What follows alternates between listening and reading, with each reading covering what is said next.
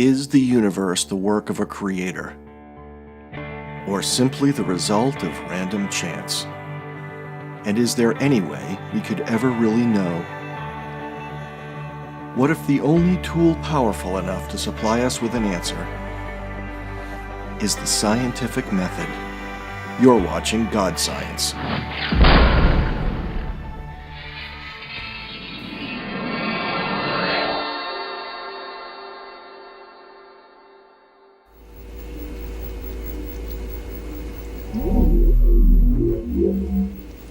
Have you ever had a dream, Neo, that you were so sure was real? What if you were unable to wake from that dream? How would you know the difference between the dream world and the real world? What if you woke up one day and discovered that everything you've always taken for granted is not what it seems at all? What you thought was reality is actually a simulation, a very complex, sophisticated illusion that you live inside of. Even solid matter itself is no more real than, say, a rock that you would pick up in a dream. And not only are you living in a simulation, but it's being generated by a system that you can contact with your mind and actually change the simulation itself, in effect, hacking the universe. What would you do to change the world? Well, recent scientific discoveries are strongly suggesting that this is the case, that we live inside a simulation, and that we, as observers, have a demonstrable power over it. We are actually participating in the creation of the reality that we live in. Wait, what? Are we really living in a simulation? Well, this is the conclusion that physicists and cosmologists have been coming to. And although this idea would have been ridiculed in the recent past, it is now being taken very seriously. Cutting-edge physics experiments have been producing some very strange results. Results that say our universe isn't an objective reality, but that it's actually emerging from something else, something non-physical and beyond our senses. In the digital age, science is beginning to see a correlation between our world and the world of a virtual reality. The Matrix is everywhere. It is all around us. Even now, in this very room. You can see it when you look out your window or when you turn on your television. Plato versus Democritus? What do these guys have to do with anything? I thought we were talking about science, not philosophy. Well, all scientific inquiries are based on one or more philosophical positions. So let's quickly go over some of the philosophical arguments that different scientific approaches are built upon. Ancient Greek philosophers already had the basic idea of the atom, and they used this idea to help them explain how reality worked. Out of all their various conversations, several very different views emerged. These views are best expressed in the works of Plato and Democritus.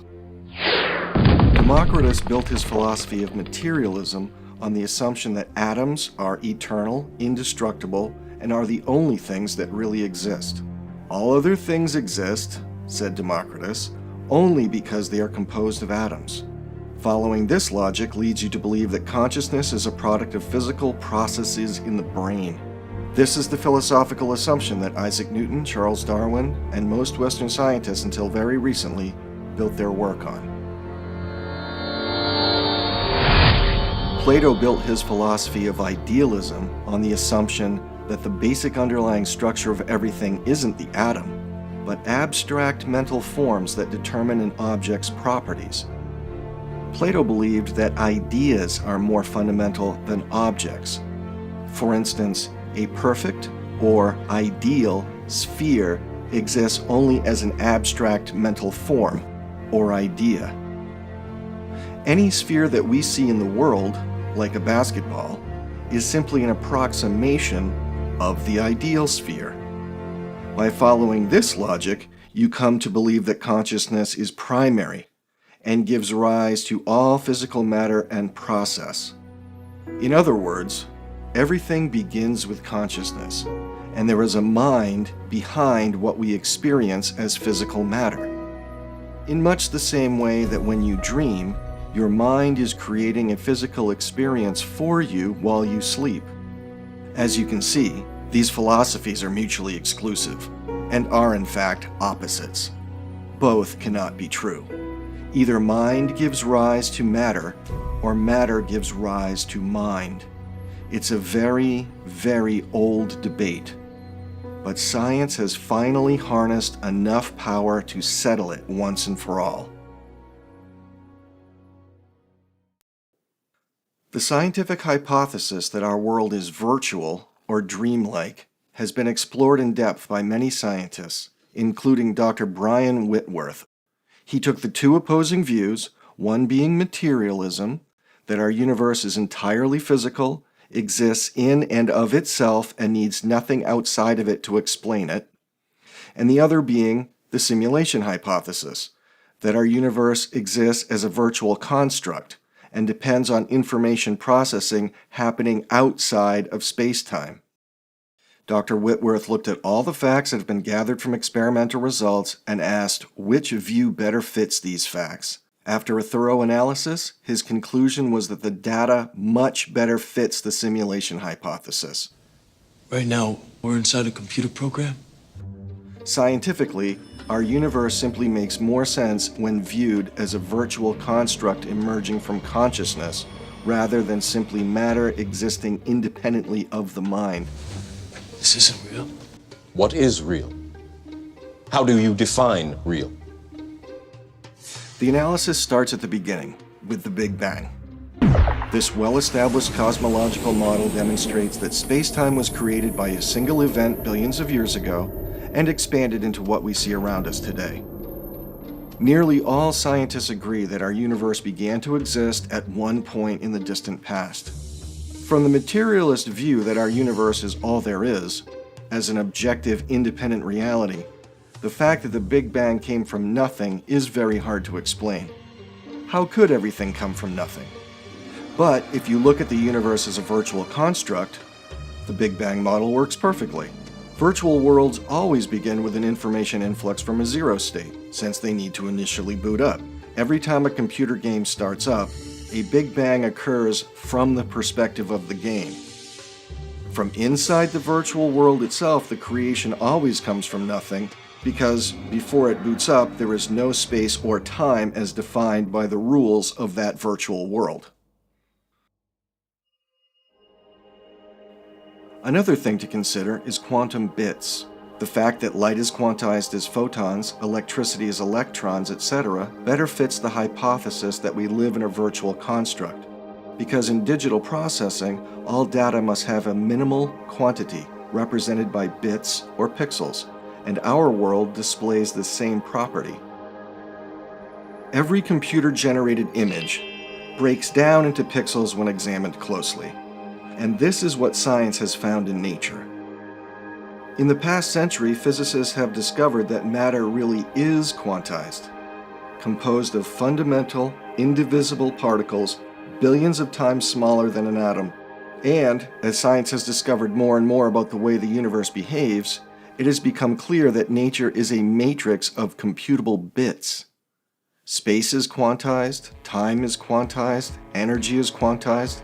Everything is made of individual bits, which means the universe has a finite number of components, which means it has a finite number of states, which means it's computable.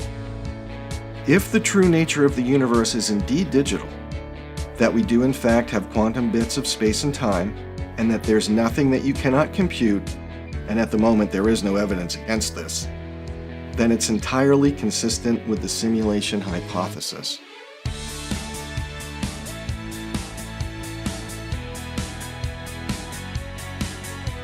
Well, how does living in a virtual reality benefit me?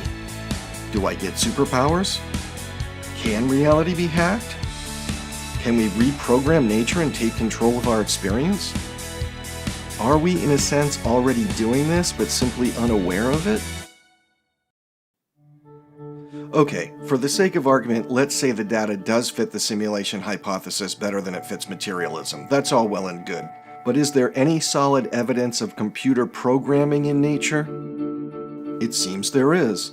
theoretical physicist James Gates has actually found computer code hidden deeply in the equations that describe supersymmetry.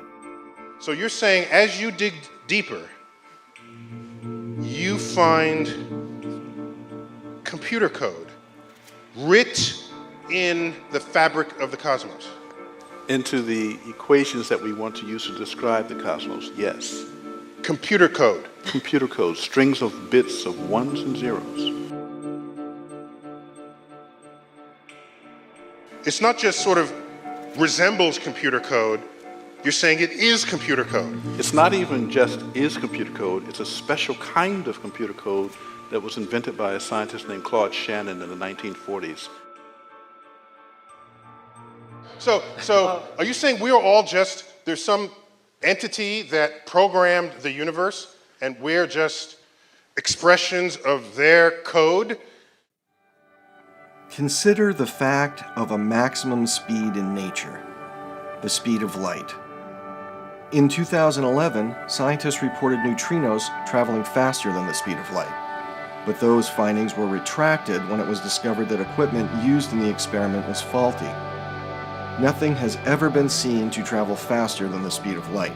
Nature has a maximum speed, and events in a virtual world would also obey a maximum speed since they would be limited by a finite processor. There's also the curving of space by massive objects and time dilation at very high speeds. Both phenomena correlate to virtual processing load effects. High matter concentrations in our universe may constitute a high processing demand, such that massive objects would slow down the information processing of space-time, similar to the way that high data demands in a computer will slow down the processing speed. Every digital symbol created by the same program is identical to every other in the same class. In computing terms, objects are simply instances of a general class. The fact that all quantum objects are identical in each class, photon, electron, etc., correlates to a digital equivalent, since in a virtual world, every digital object created by the same code is identical. While the objects we see in our world have individual properties, the quantum bits that they are built from are all pressed from identical molds. The simulation hypothesis suggests that this is the case because each bit is created by the same program. Taken together, all of this might constitute what the courts refer to as sufficient weight of evidence, favoring idealism and the simulation hypothesis over materialism. When coincidences continue to pile up and combine with explanatory power, it presents a very strong plausibility argument, or even a proof. But even more convincing evidence is provided by cases that the simulation hypothesis can easily explain, but which materialist models have tremendous difficulty with. One such case is non-locality.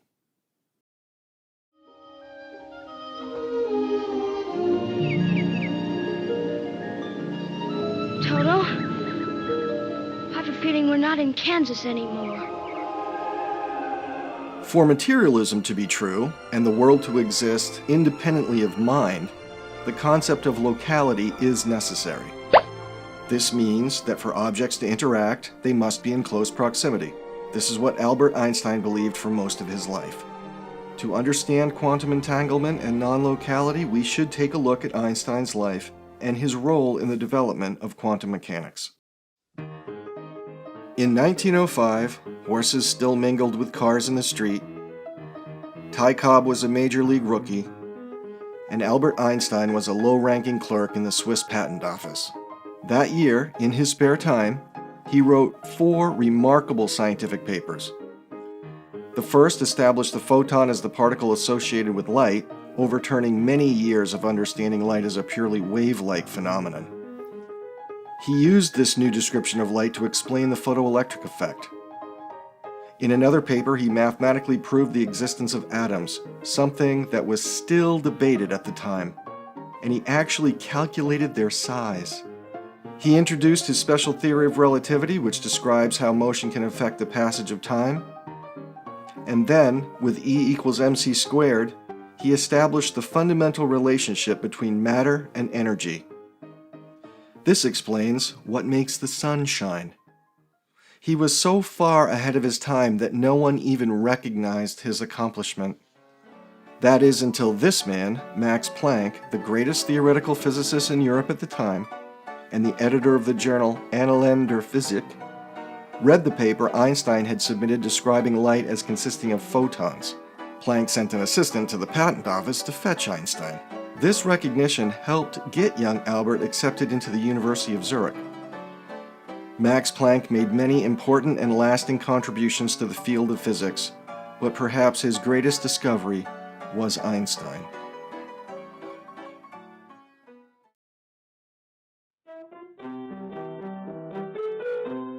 This bright young chap is Niels Bohr. He grew up in Copenhagen, Denmark, and received his PhD by age 26. Not too shabby. He studied Einstein's paper proving the existence of atoms, and in 1913 he introduced a conceptual model for the workings of the atom, and it's still the one taught today. A positively charged nucleus is orbited by negatively charged electrons, and these electron orbits have very specific energy levels that are quantized. Bohr's atomic model had enormous impact on atomic physics and chemistry, paving the way for the modern era. He was given a nice position at the University of Copenhagen as a physics professor. Meanwhile, Einstein had been made a member of the Prussian Academy of Sciences and a professor of physics at the University of Berlin. Oh, and he's published a few more papers. In one of them, he answers the age-old question, why is the sky blue? He solved the problem by examining the cumulative effects of light scattering by individual molecules in the atmosphere. Just another day at the office.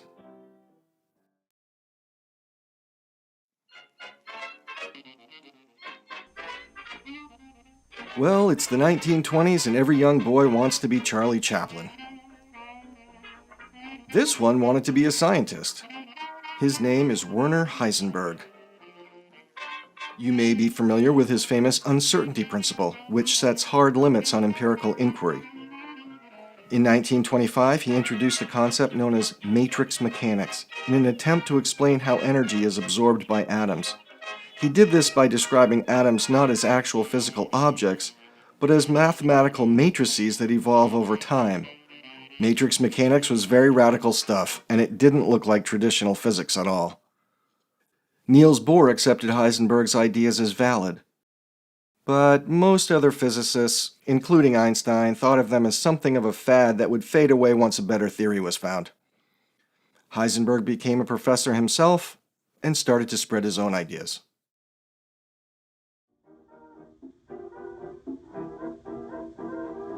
This is Erwin Schrödinger. In 1926, he was teaching physics at the University of Zurich, where Einstein had gotten his PhD. He wrote a paper introducing wave mechanics as an alternative to Heisenberg's matrix mechanics. It was Schrödinger who first claimed that two particles could be entangled and that they would behave as one system, as one thing, mind you, even if they were separated in space. This meant that any interaction with, observation, or measurement of one of the entangled particles would cause an instantaneous effect in the other, even at great distances across space, up to and including infinite distance in space. This is what is known as non-locality. For the majority of physicists, who were, after all, completely invested in a materialist view of the universe, this was truly unacceptable, and simply could not be true, even if all the equations worked. They just needed to put their heads together and figure out what was really going on with this newfangled wave and matrix mechanics. Einstein took particular interest in this problem because it was he who had let the genie out of the bottle with his photon and the quantum theory of light.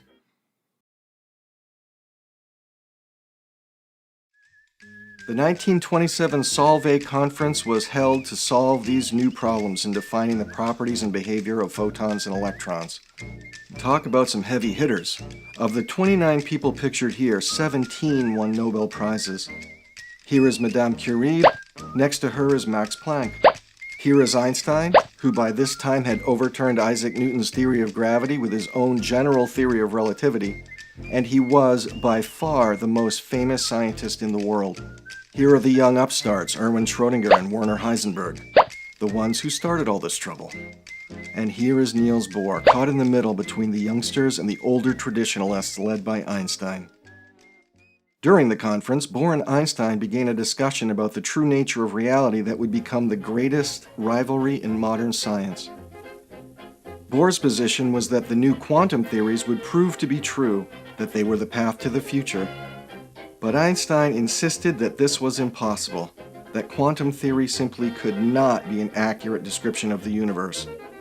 Following the conference, Einstein began work on what he called a unified field theory that would eliminate the need for quantum mechanics and fully explain all of the weird phenomena that were being observed and described by the equations of the new quantum theories. Through the 1930s, Einstein continued to reject quantum theory as an inferior model of the universe when compared to materialism. And in 1935, he co-authored a paper with Boris Podolsky and Nathan Rosen to show that quantum theory could not be accurate because of the prediction of instantaneous interaction between quantum bits separated by space. The Einstein-Podolsky-Rosen paper was called "Can Quantum Mechanical Description of Physical Reality Be Considered Complete?" Einstein called the predicted non-local behavior of particles spooky action at a distance, to drive home the ridiculousness of such a prediction. The 1940s were a good time for Einstein. He continued to bask in his rock star celebrity, living in Princeton, New Jersey, teaching at the Institute for Advanced Studies, and collaborating on several important papers. But all the time, he was trying to win the argument with Niels Bohr, working away at his unified field theory to rescue the materialist universe from quantum non-locality. By 1955, Einstein was an elderly man. He had been working on his unified field theory for 28 years to no avail. This was the man who had written 4 groundbreaking scientific papers in a single year. He had explained why the sky is blue, what makes the sun shine, how acceleration through space can slow down time. He overturned Newton's theory of gravity, and many, many more accomplishments. But now he had spent nearly 3 decades trying to salvage materialism and was unable to do so. Albert Einstein passed away on April 18, 1955. In 1962, Niels Bohr died, his conflict with Einstein still unresolved. Then, in 1964, the Irish physicist John Bell proposed his famous theorem. It's a very clever mathematically based way of experimentally testing and proving one way or the other who was right. Doing the experiment would require some very special hardware. It took 18 years for this technology to become available, and in 1982 the physicist Alan Aspect put it all together and ran the experiment. The results confirmed that non-locality was actually real. What Schrödinger had called entanglement, and was defended by Bohr but ridiculed by Einstein, was a fundamental property of nature. Instant correspondence can be seen between 2 particles that are separated by unlimited distance in space, and this only makes sense if the world is a virtual construct. In a virtual world, distance doesn't limit correspondence, since all points in a simulation are equidistant with respect to the source of the simulation.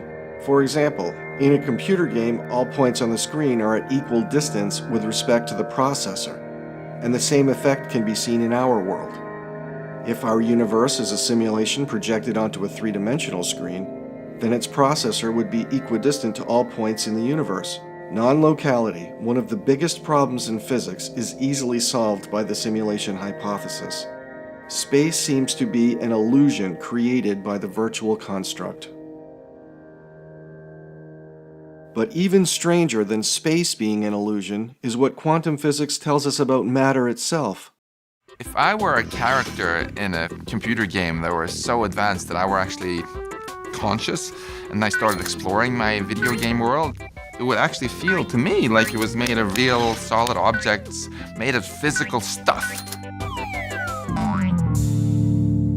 Yet if I started studying as the curious physicist that I am, the properties of this stuff, the equations by which things move and the equations that give the stuff its properties, I would discover eventually that all these properties were mathematical. The mathematical properties that the programmer had actually put into the software that describes everything. The server that's creating you is not in your reality frame. It's outside. If you're Sims, that computer is non-physical to you. What's physical to you is your Sims world. Prior to observation, matter does not seem to exist. Matter seems to be the result of an interaction between consciousness and waves of potential. This has been demonstrated repeatedly in ever more precise versions of the double-slit experiment, from the 1920s right up through the present. To understand the double-slit experiment, we first need to know how particles behave. If we shoot small objects at a detector, we will see a clump pattern form where they went through the slit and impacted. If we add a second slit, we would expect to see a second clumping duplicated to the right. Now let's look at waves. The waves go through the slit and radiate out, striking the back wall with the most intensity directly in line with the slit. The line of brightness on the back screen shows that intensity. This is similar to the clump pattern. But when we add the second slit, something different happens. When the top of one wave meets the bottom of another, they interfere and cancel each other out. This results in an interference pattern on the back wall.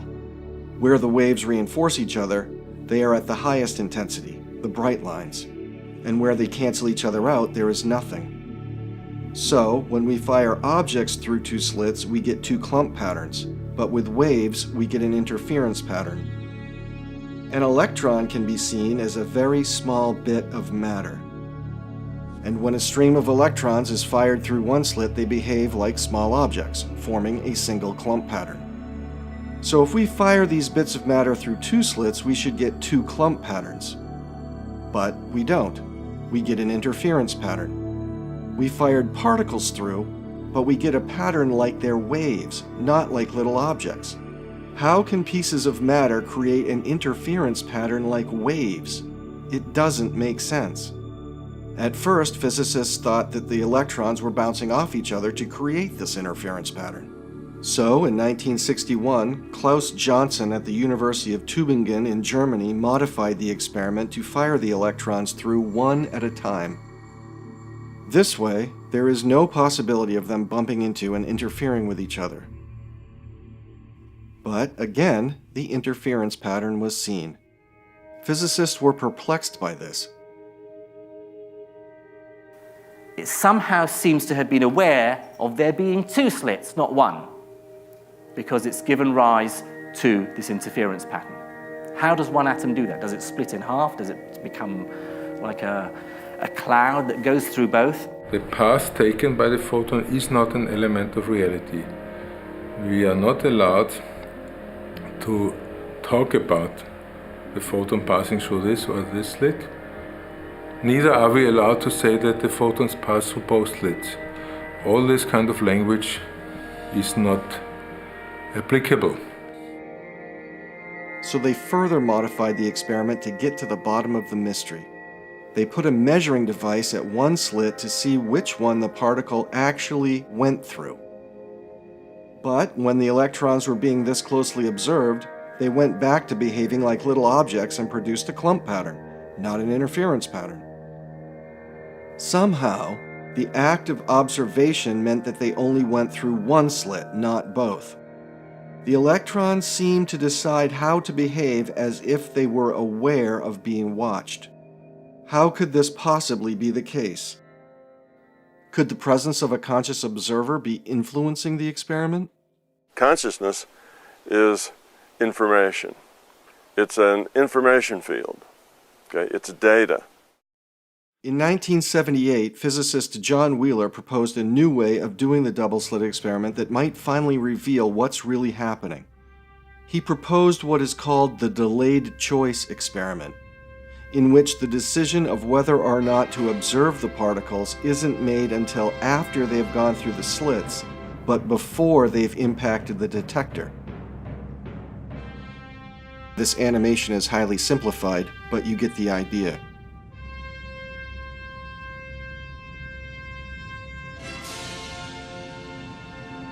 Here comes the light. It travels through the double-slit barrier as waves. The waves are past the slits but haven't yet hit the detector. And here comes the scientist. His eyes are closed. He's delaying his choice to make this an observed experiment. And then...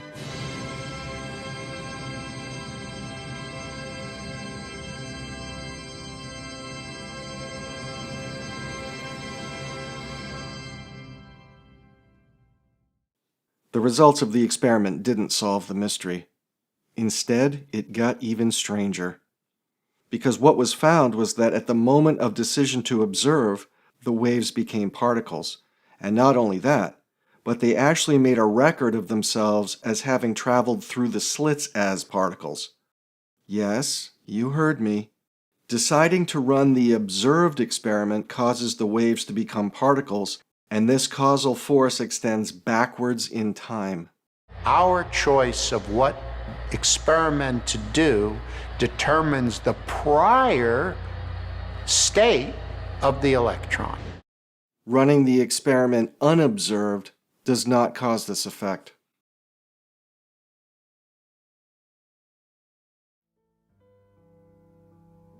When John Wheeler first proposed adding the delayed choice protocol to the double-slit experiment, he asked us to imagine a distant star that emits a photon billions of years ago and sends it towards the Earth. However, on the way, it must pass a dense galaxy. Gravitational lensing will make the light bend around the galaxy.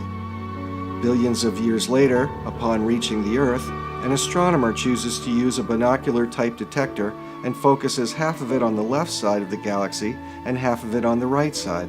How the astronomer chooses to measure means the photon could only have taken one path and would display a clump pattern. So how we choose to observe in the present determines how the photon behaved billions of years ago.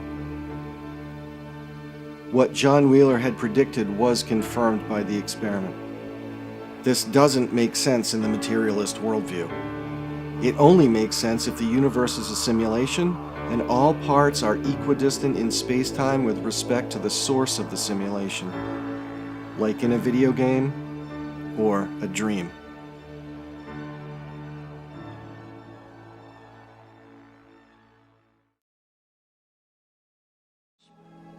The Force? Now, the Force is what gives the Jedi his power.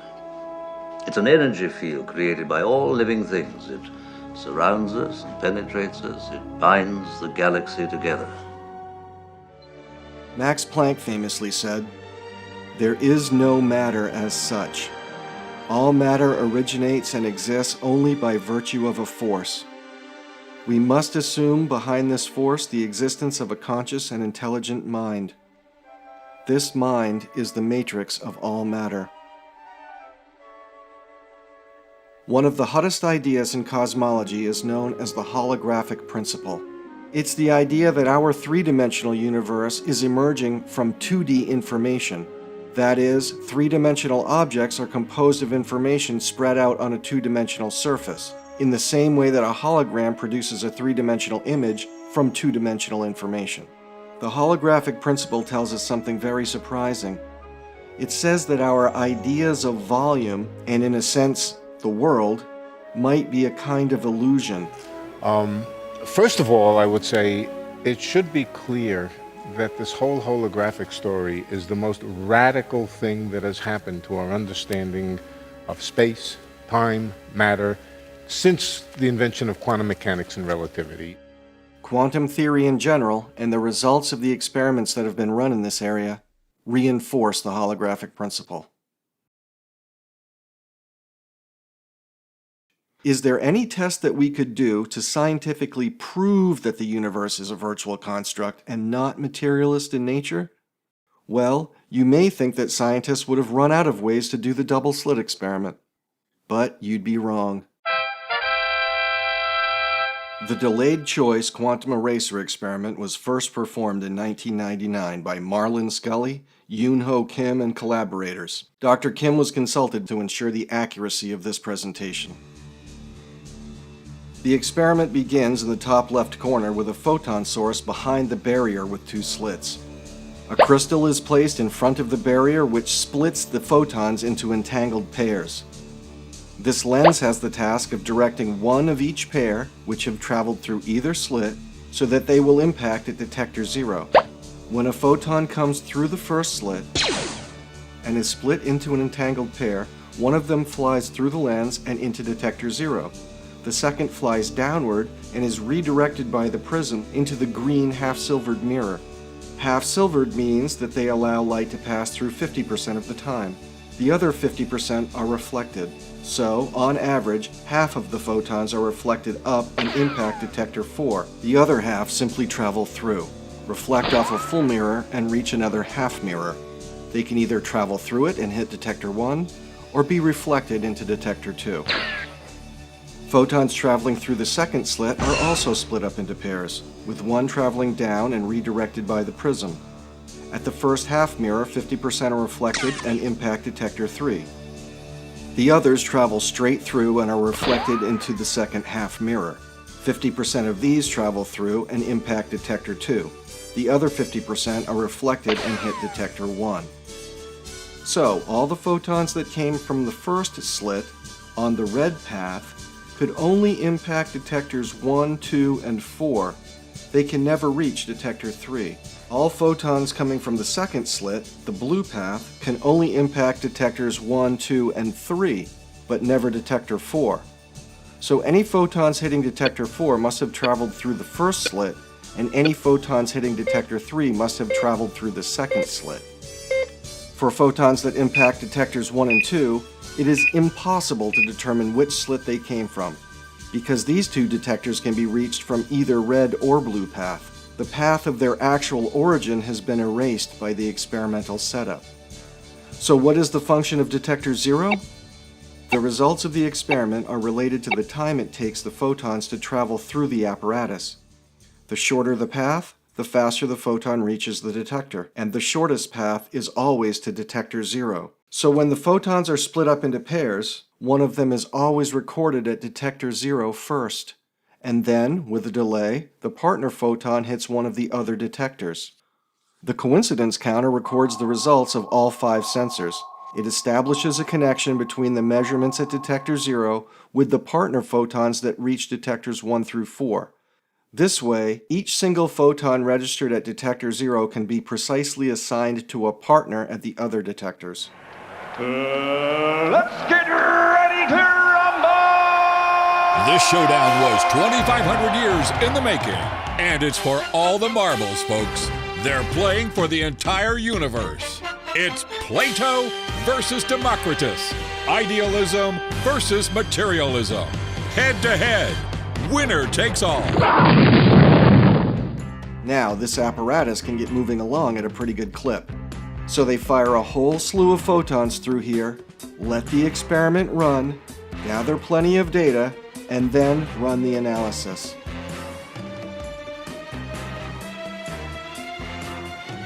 And what are the results? Detectors 1 and 2 always show interference patterns because it's impossible to determine which of the two slits the photons came from. But detectors 3 and 4 always show clump patterns because we can know which slit these photons came from. That is the only difference. How the light chooses to display itself as particles or waves is dependent on how much we know about it. If it had to come from just one slit, clump pattern. If it might have come from either slit, interference pattern. There is no materialist explanation for this. But even more mind-boggling is that the photons know beforehand which detector they will hit. How do we know this? Because of how the twin behaves at detector 0. Because the path to detector 0 is shortest, one of the split pair registers here first, before its twin ends up at any other detector. And whatever registers at detector 0 always correlates with where its twin ends up. So if one of the pair hits detector 3 or 4, detector 0 always displays a clump pattern. But if its twin lands at detectors 1 or 2, detector 0 always displays an interference pattern. Can the particle predict the future? Or is space-time a virtual construct with all time frames available simultaneously at the source of the simulation? Modern physics has definitely decided for Plato. The smallest units of matter are, in fact, not physical objects in the ordinary sense of the word. They are potential forms. In Plato's sense, abstract ideas which can only be described in the language of mathematics. Space and time are ideas as well, not absolute properties of nature. Science has decided. Materialism is not a valid worldview. Most physicists now accept that particles do not exist as objects in the absence of observation, but exist only as waves, which then form into particles when observed. These waves aren't anything tangible like ocean waves or even radio waves, but simply a probabilistic description of where the particles might be if they were checked on. Particles are probability distributions, not little hard things. But when you measure them, like measure which slit they go through, you get a particle. The wave that forms into a particle is only a wave of potentiality. This is what Werner Heisenberg said many years ago. The atoms or elementary particles themselves are not real. They form a world of potentialities or possibilities rather than one of things or facts. When you look, they appear. When you're not looking, they don't necessarily exist. This situation seems very odd until you compare it to what you see in a computer simulation. A video game gives you the frame that you need when you're looking there. When you navigate around and look at something else, it creates and gives you that frame. Oddly enough, the universe behaves the same way. Our world really does seem to be pixelated, and it only assumes definite form when observed. The very same way computer simulations behave. This is why the simulation hypothesis is now taken seriously by an increasing number of experts. I personally find that I gravitate more towards the information theoretic point of view and believing that the universe that I exist in is a very good, high-quality simulation.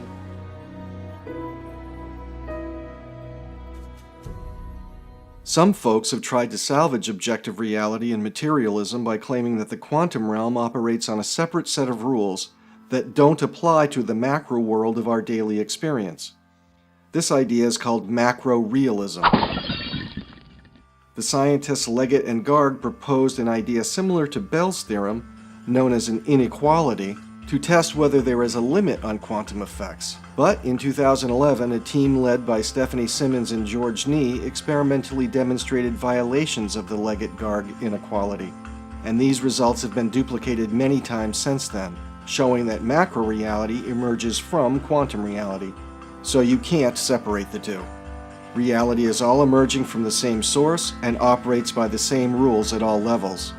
The double-slit experiment has been successfully performed with larger objects such as atoms, molecules, and even buckyballs, spherical structures made of 60 carbon atoms. Scientists are currently designing experiments to do this with mid-sized proteins and viruses. Non-local entanglement has been recorded between pairs of small diamonds, aluminum chips big enough to be seen with the naked eye. A small metal paddle has even been placed into a state of non-local superposition. As of February 2015, macro-realism has failed every single experimental test. The fact that quantum effects exist at the macro level is what makes quantum computing possible. And quantum computing takes place on a daily basis at Dr. Seth Lloyd's MIT Qubit laboratory. The idea that you can prevent the downfall of materialism by claiming that the macro world is separate from the quantum world simply doesn't work. Reality is all emerging from the same source. So, is the quantum realm different? No, no different. Only different in your mind. You must unlearn what you have learned. Okay, fine. So the science says that we may really be living in a simulation. But what does that mean? Am I being kept alive in one of those scary pod things from the Matrix? Is my brain sitting in a jar somewhere with wires hooked up to it? Is someone else in control of my thoughts, feelings, and dreams? Why is all of this so mysterious and difficult to understand? Wouldn't a creator want me to know what's going on? Is the creator afraid to expose their true intentions? Is he hiding from us? Why?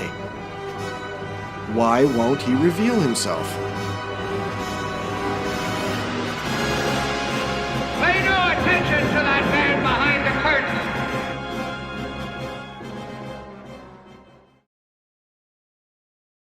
What if part of your subconscious is still connected to the original consciousness that programmed this virtual reality?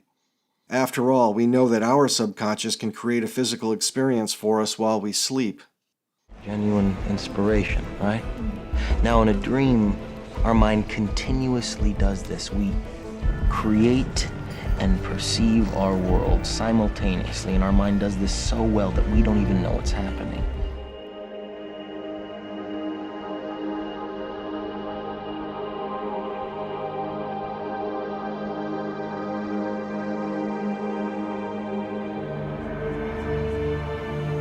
I don't know a single scientist who would disagree with the statement that the world is exceedingly ingenious. Not just mathematical, not just beautiful, not just elegant, but the manifestation of something truly extraordinary.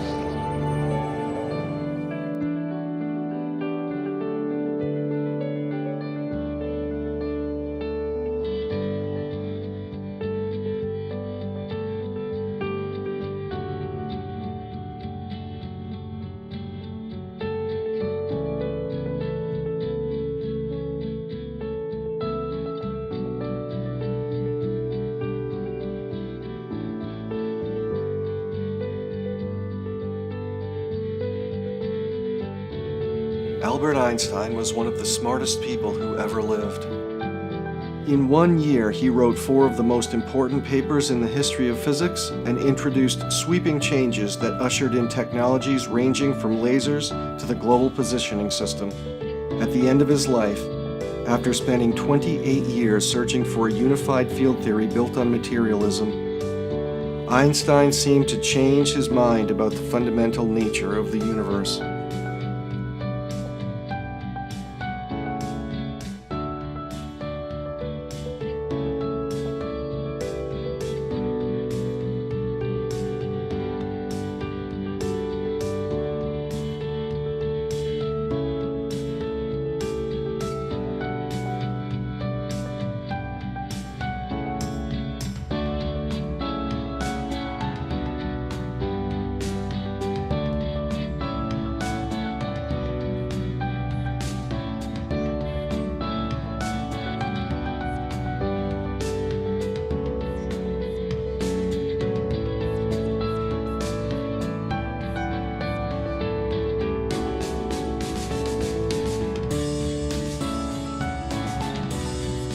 Is everything here created by God? Well, yes, if God's the larger consciousness system, yes. If we can all agree on one thing, it should be that science means discovery. That's good. You've taken your first step into a larger world.